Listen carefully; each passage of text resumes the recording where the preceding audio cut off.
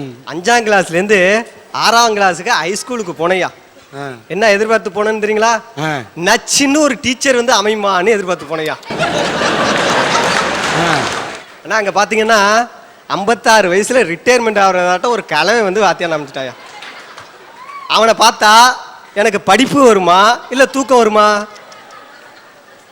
அடச்சைன்ட்டு அப்படியே அப்செட் ஆகி அப்படியே ஜன்னல் வருமா அப்படி பார்த்தேன்யா. அப்படியே கடலோர கவிதை ரேகா வட்டம் ஒரு டீச்சர் அப்படியே கொடையை பிடிச்சிட்டு போனது பாருங்க.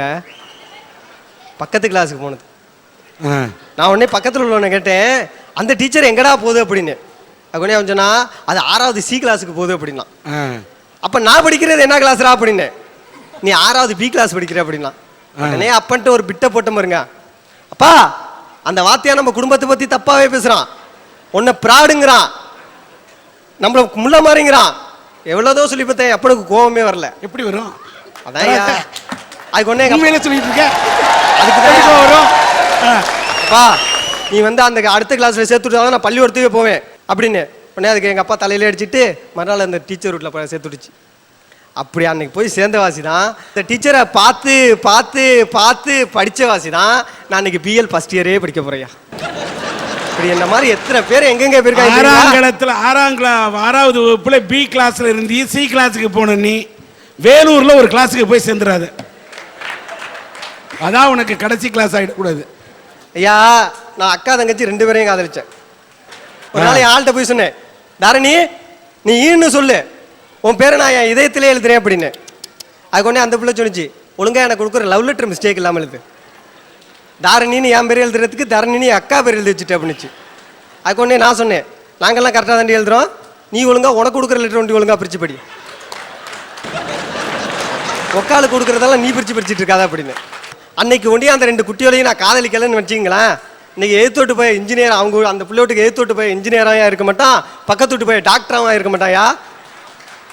2 பயிலும் இந்த 2 குட்டியோட சுத்திக்கிட்டு இன்னைக்கு காசி விற்க மாட்டான். எங்கே செல்லும் இந்த பாவம் யாரோ யாரோ அறிவாரோன்ட்டு போயிருப்பானோயா. இப்படியெல்லாம் நல்லது. டாக்டர் இன்ஜினியரிங் உருவாக்குறது யாரையா? என்ன மாதிரி ஏமாத்துறோம் ஐயா. ஐயா ஏமாத்துறோங்கன்னா நாங்கள் என்னத்துக்கே ஏமாத்துறோம்? சமுதாயத்தில் ஒரு விழிப்புணர்ச்சி ஏற்படுத்துறதுக்கு தான் ஏமாத்துறோம்.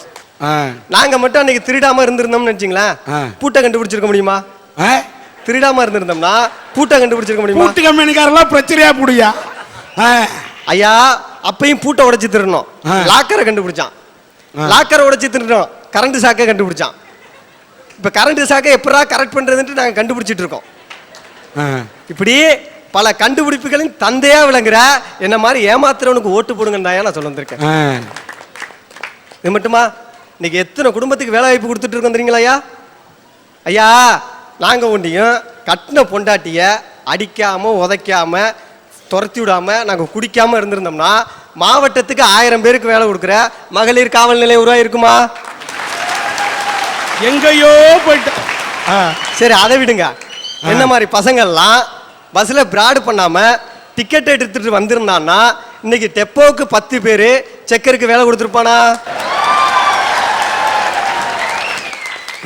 அதை விடுங்க. செக்கருக்கு வேலை கொடுக்குற, ஃபிகருக்கு வேலை கொடுக்குறையா? ஐயா அதை விடுங்க. நாங்கெல்லாம் மப்படிச்சுட்டு வீட்டில் மட்டையான வாசி தான். மகளிர் எல்லாம் இவனை நம்பினா இனிமே நம்ம பொழைக்க முடியாதுன்ட்டு மகளிர் சுய உதவி குழுன்னு ஒன்று ஆரம்பிச்சுட்டு வெளியே வேலைக்கு போனாங்க. இப்படி எத்தனை மகளிருக்கு நாங்கள் வேலை கொடுத்துருக்கோம் தெரியுங்களா?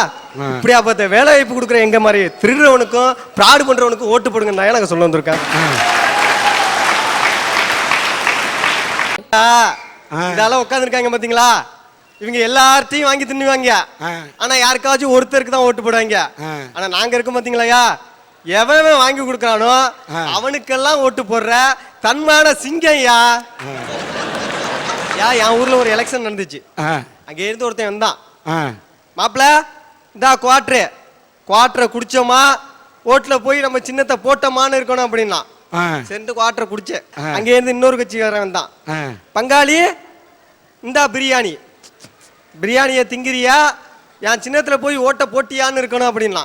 சரி மாப்பிள்ள கவலையே படாத பங்காளி, உனக்கும் ஓட்டு போட்டுறேன் அப்படின்னு போத தலைக்கு ஏறினுச்சு. வேட்டி எங்க போனுச்சுன்னு தெரியல, சட்டை எங்க போட்டுச்சுன்னு தெரியல.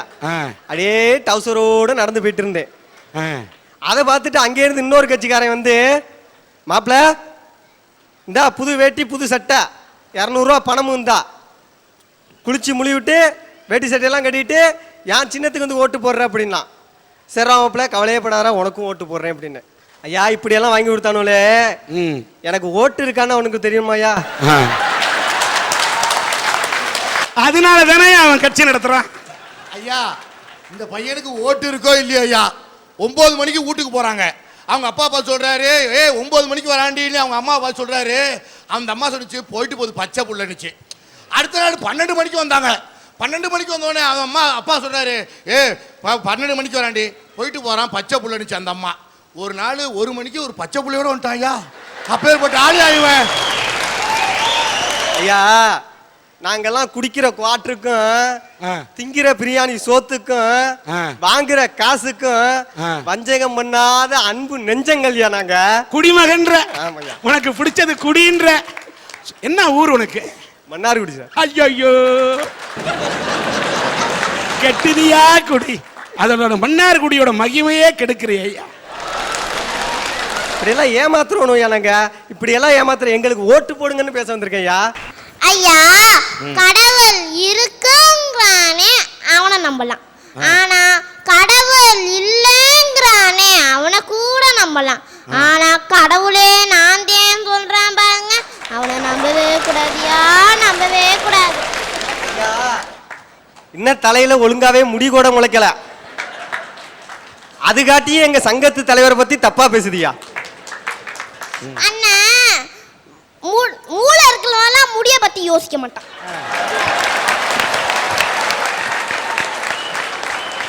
அவன் தான் என் ஊரைக்கு எடுத்து உலையில போடுறவன். இப்ப ஊருக்கு ஒரு சாமியார் கிளம்பிட்டாங்க, அந்த சாமியாருக்கு ஊருக்கு ஒரு மாமியார் கிளம்பிட்டாங்க. மாமியார் சாமியாருமா சேர்ந்து நம்ம ஆளை குழப்பதான் செய்யணும். நம்ம ஆளு போய் சாமியார் கிட்ட குடும்ப கஷ்டத்தை பத்தி எல்லாம் சொல்லுவான். உடனே அந்த சாமியார் சொல்லுவான், ஓ தம்பியே உனக்கு ஏவல் வச்சிருக்கான், ஓ அண்ணனே உனக்கு செய்வன வச்சிருக்கான் அப்படின்னு ஒரு லீல போட்டு 10,000 ரூபாய் 20,000 ரூபாய் 30,000 ரூபாய் கறந்து விட்டுவிட்டு கடைசியில 1 ரூபாய் தருவாயா. அந்த சாமியார் நினைச்சுப்பேன் கூட தாயத்து தருவான், குங்குமம் தருவான், அதெல்லாம் மறந்துட்ட, எல்லாம் தருவான். அந்த சாமியார் நினைச்சுப்பான் அதுக்கு எப்ப பைத்தியம் பிடிக்குதோ தலையில தேய்ச்சி குளிச்சுக்கட்டும்னு நினைச்சுப்பான்.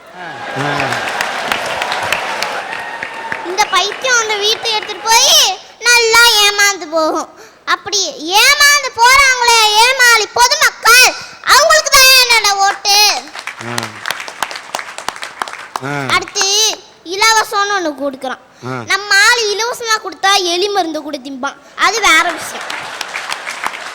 ஃப்ரீயா கொடுத்தா ஃபினாயில கூட குடிக்கிறேன்றான். உனக்கு புரியுது, அவனுக்கு புரியலையே. ஆடி தள்ளுபடின்னு ஒண்ணு போடுறாங்க, அது ஆடி தள்ளுபடியா கேடி தள்ளுபடியான்னு யாருக்குமே தெரியல. 8 முழம் வேஷ்டி வாங்கினா 8 நாள கோணம் ஆயிடுது. இதோட கொடுமை என்னன்னா 14 முழம் புடவை வாங்கினா 14ஆம் நாள் ரம்பா போடுற டவுசர் ஆயிடுதியா. இப்படிதான் ஏமாத்திட்டு இருக்காங்க. ஏமாந்து போறாங்களே அந்த ஏமாளி பொதுமக்கள், அவங்களுக்கு தான் என்னோட ஓட்டு. முதல்ல முளைக்கணும், அப்புறம் 2 இலை விடணும், அப்புறம் கிளை வரணும், அப்புறம் பூக்கணும், அப்புறம் காய்க்கணும். இதுதான் இயற்கை. அது முளைக்கவே இல்லை, முளைக்கவே இல்லை, ஆனா பேச்சுல சளைக்கவே இல்லையா. ஐயா நாங்களும் முளைப்போம்ல, நாங்களும் காப்போம்ல, நாங்களும் பூப்போம்ல, நாங்களும் பதில் சொல்லுவோம்ல, நீங்களும் புரிஞ்சுக்கணும்ல. ஏமாற்றாதே ஏமாற்றாதே அங்க பார்த்து பாடணும். ஏமாறாதே ஏமாறாதே. ஐயா மாணவர்களை எப்படி தெரியுமா ஆசிரியர் ஏமாத்துறாங்க, எங்கள் தமிழ் வாத்தியார் வந்து எனக்கு பாடம் நடத்துறேன்னு சொன்னாங்க. சரி இன்னைக்கு தான் பாடம் நடத்த போகிறாங்க, தமிழ் புக்கை திறந்து வச்சா இன்றைக்கும் நடத்தலை. நாளைக்கு தான் நடத்த போகிறாங்க, தமிழ் புக்கை திறந்து வச்சா நாளைக்கு நடத்தலை. இப்படி தான் ஏன் நடத்த மாட்டேன்ட்டு இருக்காங்க. ஏன் தெரியுமாயா அவங்க நடத்தல? அவருக்கு தெரிஞ்சால் தானே எங்களுக்கே நடத்த முடியும். அவருக்கே கோனா நோட்ஸ் வாங்கி படிக்க நேரம் இல்லை, அப்புறம் எப்படி எங்களுக்கு நடத்த முடியும்? இப்படிதான் ஆசிரியர் மாணவர்களை ஏமாத்துறாங்க. மாணவர்கள் ஆசிரியர்களை எப்படி தெரியுமா ஏமாத்துறாங்க? நாங்கள் முதல் நாள் ஹோம்ஒர்க் செய்யாமல் போயிடுவோம். இந்த அண்ணன் மாதிரி ஹோம்ஒர்க் செய்யாமல் போயிடுவோம். எங்கள் மிஸ்ஸு இருக்கிற பவுடர்லாம் எடுத்து கொட்டிட்டு பொட்டு வச்சுட்டு வரும் கிளாஸுக்கு. அப்போ காலைல என்ன பண்ணும்? ஹோம்ஒர்க் சைன் பண்ணும். அப்போ எங்கள் கிளாஸில் ஒரு பையன் ஏந்துச்சு சொன்னா, மிஸ் நீங்கள் சிம்புற மாதிரி ஸ்லிம்மாக இருக்கீங்க சொன்ன ரைஸ் வச்சோம். அது குண்டா இருக்கும், அது வேற விஷயம். இவன் ஸ்லிம்மாக இருக்கீங்கன்னு ஐஸ் வச்சோன்னு எங்கள் மிஸ்ஸு சொல்லுவோம், அப்படியாடா செல்லோ அப்படின்னு சொல்லும். அன்னைக்கு ஹோம்ஒர்க் இருக்கு. இப்படிதான் பிள்ளைங்க ஆசிரியர்களை ஏமாத்துறாங்க. கணவன் மனைவி கிட்ட இப்ப வந்து மனைவி சொல்லுவா, செல்லோ 1 மணிக்கெல்லாம் வந்துருங்க, மேட்னி ஷோக்கு போலாம் அப்படிம்பா. அவன் வரமாட்டான். மணி 1 பூவெல்லாம் வச்சுட்டு தேட்டருக்கு ரெடியா உட்காந்துருப்பா. மணி 1 ஆச்சு, 2 ஆச்சு, 3 ஆச்சு, 4 ஆச்சு, 5 ஆச்சு, 6 ஆச்சு. 6 மணிக்கு வந்து செய்யுங்க. அவள் சொல்லுவா, ஏன் இவ்வளோ லேட் ஆச்சு அப்படின்னு கேட்பா. ஆஃபீஸில் நிறையா ஒர்க்கு, அது மட்டும் இல்லை வரும்போது ரொம்ப டிராஃபிக்கு அப்படின்னு சொல்லுவான். ஏன் தெரியுமா அவன் வரல? ஆஃபீஸில் உள்ள ஃபிகர்ஸை விட்டுட்டு வர முடியல. சொல்லுங்க என்ன? அந்த பாப்பா பொண்டாட்டி ஏமாந்த கதையை சொல்லுது. புருஷனா நான் ஏமாந்தேன். எனக்கு கல்யாணம் ஆகி 3 வருஷம் ஆச்சு. நம்ம படிக்கையில் படித்தோம், முயற்சி உடையார் இகழ்ச்சியார் முயற்சி திருவினை ஆக்கும்னு.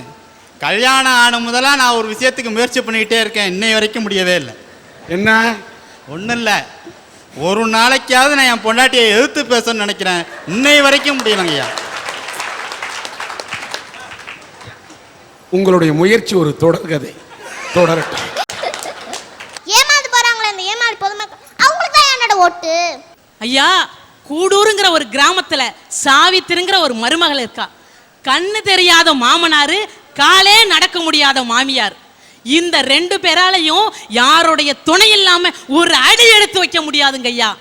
இப்படிப்பட்ட காலத்துல அந்த 2 பேரையும் தன்னுடைய குழந்தைங்களா நினைச்சுக்கிட்டு அந்த பெண் மருமகள் அவங்களுக்கு வேண்டிய வேலைகளை செஞ்சுட்டு வர்றா ஐயா. தன்னுடைய குழந்தையோட கழிவுகளை எடுக்கிறதுக்கு யோசிக்கிற அம்மாக்களுக்கு மத்தியில தன்னுடைய மாமனாரு மாமியாரோடைய கழிவுகளை எடுத்து கடமையாட்டிட்டு வரா, தியாகம் பண்ணிட்டு வரா இல்லையா. அந்த குடும்ப தியாகி மருமகள் தாயா என்னுடைய ஓட்டு. காங்கிரஸ் கட்சியில காந்தியுடைய போக்கு எனக்கு பிடிக்கலன்னு சொல்லிட்டு தீவிரவாதத்தால் மட்டும்தான் இந்த நாட்டுக்கு விடுதலையை வாங்கி தர முடியும்னு நேதாஜி நம்பினார். இவர் ஆங்கிலேய அரசாங்கத்துக்கு எதிராக புரட்சிகளையும் கிளர்ச்சிகளையும் ஈடுபடுறாருன்னு சொல்லிட்டு ஆங்கிலேய அரசாங்கம் அவரை வீட்டு சிறையிலே வச்சு அடைச்சிச்சு. இருந்தாலும் வீட்டு சிறையிலிருந்து தப்பிச்சு போய் சிங்கப்பூரில் INA-வை உருவாக்குனாரியா. ஜப்பான் ஜெர்மனிக்கு போனாரு, ஹிட்லரை போய் சந்திச்சார். ஹிட்லர் கேட்டான் நேதாஜி கிட்ட, ஆங்கிலேய அரசாங்கத்தை எதிர்ப்பதற்கு உனக்கு படை வேணுமா, இல்லை ஆள் பலம் வேணுமா, ஆயுத பலம் வேணுமான்னு கேட்டான். அதுக்கு நேதாஜி சொன்னார், அதெல்லாம் எங்கள்கிட்ட ரொம்ப நிறையா இருக்கு, அப்புறம் ஏன் என்ன பார்க்க வந்தேன்னு கேட்டான்.